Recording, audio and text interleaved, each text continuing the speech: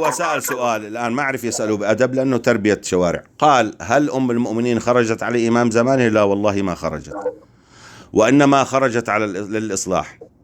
لكن عندما سألني يا إخوان أحد الشيعة وأراد أن يحاججني بمسألة خروج أم المؤمنين على علي بن أبي طالب كونها خرجت إلى الجمل، وأراد أن يقول أنها خرجت على أم المؤمنين، فقلت له بالحرف الواحد: أنا معك أنها خرجت من باب الحجة، خرجت على أم المؤمنين، فما رأيك بالحسين الذي خرج على يزيد؟ ألم يخرج على إمام زماني فأسقط على يديه؟ هؤلاء الحثالة مسكوا الجزئية الأولى يريدون أن يسقطونني. طيب جيب الفيديو كامل، ما في. طيب في المقابل، هل معاوية الإدريسي قال أن الأم المؤمنين خرجت على إمام زمانها؟ والله قال، والتسجيل في القناة. وقال أن علي بن أبي طالب غير راجح العقل ولا يصلح لقيادة الدولة. الآن نريد نسأل إبراهيم فراج: ما رأيك بالذي يقول أن علي بن أبي طالب غير راجح العقل ولا يصلح لقيادة الدولة؟ لا لا لا لا لا يا منافق، هذاك سيدك، جاوب على سيدك. لا لا لا، جاوب على سيدك. أنا عندي سؤال الآن، جاوب عليه ولا تنزل.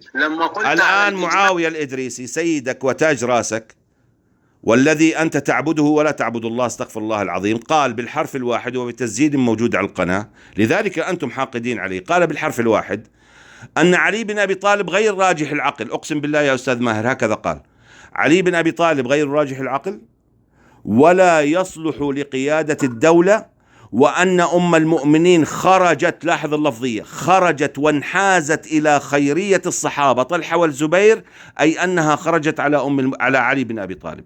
إيش رأيكم بهذا الكلام؟ عندما تواجه هؤلاء الفسق بهذا الكلام يقول: إحنا مالناش دعوة، إحنا فيك. طيب مو هذا سيدك اللي يربيك وانت تقول عليه شيخك، هو اللي يقول الكلام هذا، لماذا لا تواجهوا شيخكم؟ لماذا لا تلاحقون شيخكم؟ أنت تقول عن أم المؤمنين خارجية، وتقول عن علي بن أبي طالب الذي هو سيدك وسيد أبيك يقول عنه أنه غير راجح العقل. إذا كان علي بن أبي طالب الذي قال عنه النبي صلى الله عليه وسلم أقضاكم علي غير راجح العقل، فأنت راجح العقل يا معتوه. معاوية الإدريسي يا معتوه، هل أنت راجح العقل عندما تقول عن علي بن أبي طالب الذي قال عنه النبي صلى الله عليه وسلم أقضاكم علي، وهنا فيه كمال لعلي أن يكون أقضى القضاة، وتأتي أنت وتقول غير راجح العقل؟ إذن أنت مريض نفسيا، وعندما تقول هذا أنت خرجت من الملة، لأنك تدعي أنك عالم وأنك مفتي.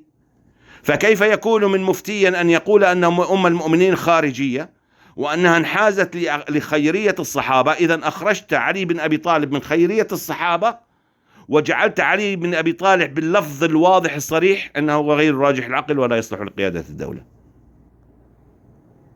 هؤلاء يا أستاذ ماهر كل الذين تحتهم صبيان معاوية الإدريسي، ويفتخرون أنهم صبيان فلان، يأتون خلفي ويقولون: طيب اطلع حاور بعلمية، أنا ما عندي مانع أنك تتعلم مني، لكنك تأدب مع الكبار، تأدب مع الذي يعطيك وقته ويعطيك من علمه، أسأل الله أن يكتب أجرنا. أنت صبي صغير لا تتعدى 20 أو 25 من عمرك، جاي تحاججني ليش؟ ائتني بشيخك. أنا الآن أنتظر شيخك، وروحوا نادوا شيخكم معاوية الإدريسي، قل للدكتور مجاهد الرفاعي ينتظركم في بث الأستاذ ماهر وسوف يكون منصفا. نعم. تعال حاورني بالمسألة واحدة واحدة، وأنا أعدك أن الأستاذ ماهر سوف يكون منصف بيني وبينك، لن يسمح لي أن أتعدى عليك ولا تتعدى علي. قل لي قال الله وقال الرسول وأحاججك بكل كلمة أنت تقوله. أما شغل الصبيان هذا الذي تحت ما ينفع.